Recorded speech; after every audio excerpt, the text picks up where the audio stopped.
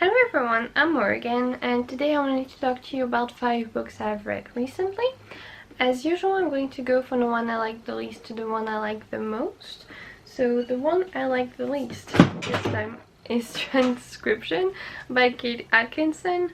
This is the second book I've read of Kate Atkinson. I have read Behind Scenes at the Museum a few months ago, and I thought it was just okay, and this one I liked even less.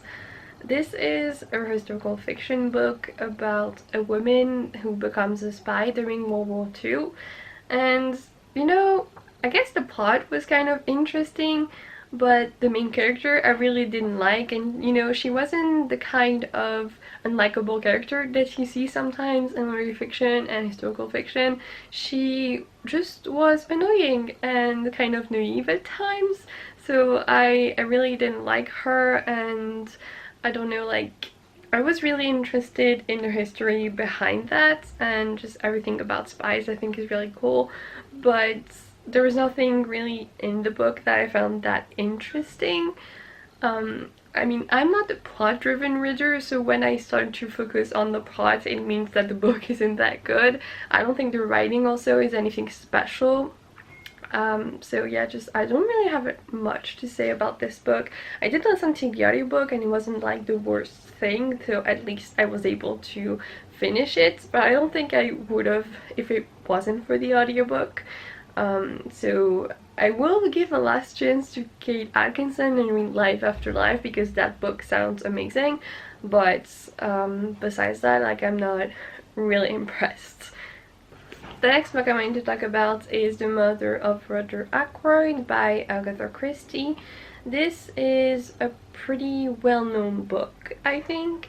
I listened to this one audiobook as well, and I would recommend the audiobook. It's really good, but overall I felt like this book was just fine. It's definitely not a bad book. It's about a man who gets killed at the beginning of the book. Well, first a woman gets killed and then another man who was linked to her, and so the question is who killed them. So basically like a normal whodunit, and it's kind of interesting to find out who killed those people, but also I didn't think this book was really interesting because I didn't care about the characters, and as I've said before, I'm a pretty character-driven person, so in here I just wasn't into it. It was just about people who have quite a bit of money and people trying to get married to some other people who maybe don't have as much money. I don't know, I didn't care about the dynamics between the people, so I was just like, whatever, this is fine and kind of enjoyable, I guess, but overall I don't care, so there's that. Next is The Miseducation of Cameron Post by Emily M. Danforth. This book I really did enjoy. Again, a book that I listened to on audiobook, and the audiobook was amazing. The thing is with this book that I've been hearing about it for so many years about how amazing it is that I guess I had too high of expectations because I was a bit underwhelmed by it. So this is about a girl in the, I don't know, 1990s, I would say, something like that, who is into girls, and she doesn't really want to say because she lives in the South in the US, which is pretty conservative. And at the beginning of the book, when she starts getting closer to her best friend, her parents die, and so she sees it as a way to tell her that she shouldn't be with girls or women and should act straight, I guess. And she doesn't really say it that way. I mean, she meets some more people, and so we follow her when she's growing up, where she is living with her aunt, and she doesn't want to say to anyone that she is gay, but something happens at some point and it is revealed. And the thing is, people talk about this book a lot because it deals with her being sent to some conversion camp. It's not a camp really, it's basically some kind of school But the thing is, this doesn't happen until like more towards the last third of the book, and more of the book is about just her growing up and becoming her own person, which was really interesting. But the part that I really wanted to know is how she would act after she got out of this camp school or whatever, because I don't really know what happens to her at the end. It's a bit blunt, and I would have wanted to know what happens after, and that's my problem with this book.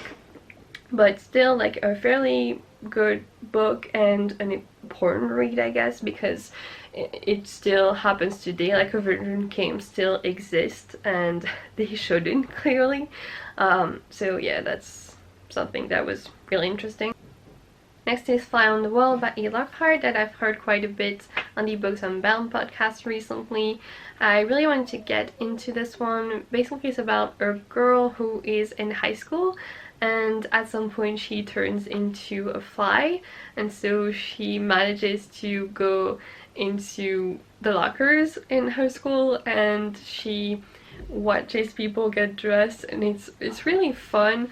I really enjoy this book. It was just as silly and stupid sometimes that I've heard it was, and it was exactly what I needed at the time. So just don't expect this to be like life-changing, but it's just really fun and sweet, and she ends up well at the end, so yeah, like a good time, you know? And the last book I wanted to mention, The Wise Man's Fear by Patrick Rothfuss, which is the second book in the Kingkiller Chronicle, the first book being The Name of the Wind, which is pretty well known.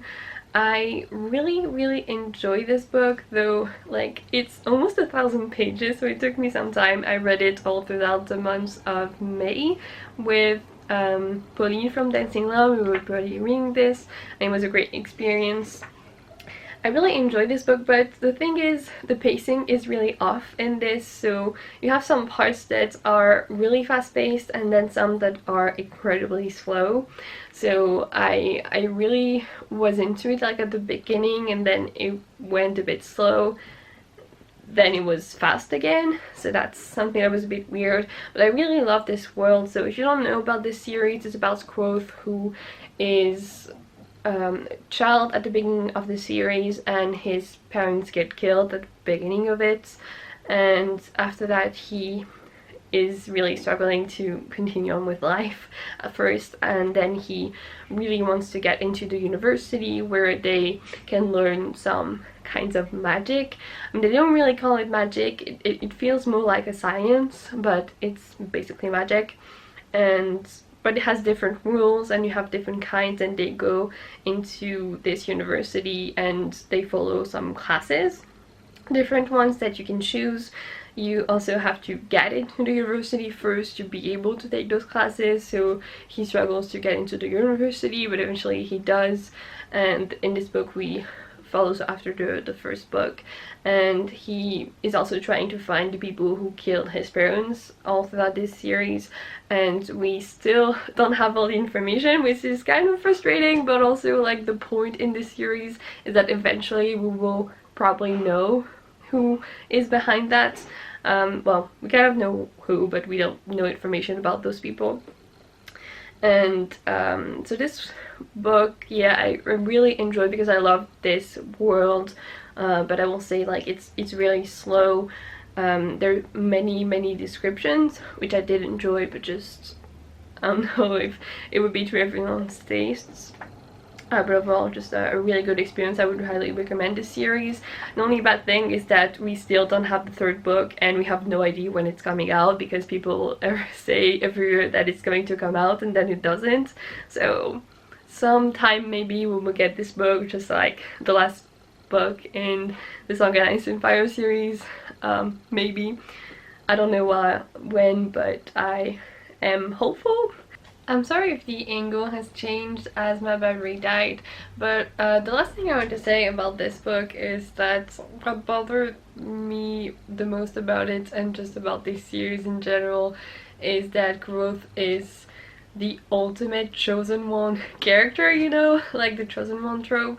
It's crazy. Every time you feel like he's just going to find a normal way to get through things, he just makes something that anyone never thought was possible, and it's really annoying. But I still like growth despite that, but sometimes like I'm just like, seriously, can you just do something normal for once?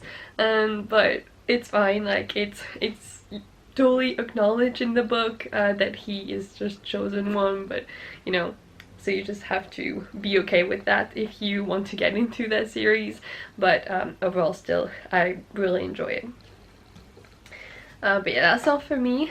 Thank you for watching. Please tell me if you have read any of these books and what you thought of them, as I would love to know. But that's all for today. Thank you for watching, and I hope to see you soon. Goodbye. Dream I know, deep up my feelings.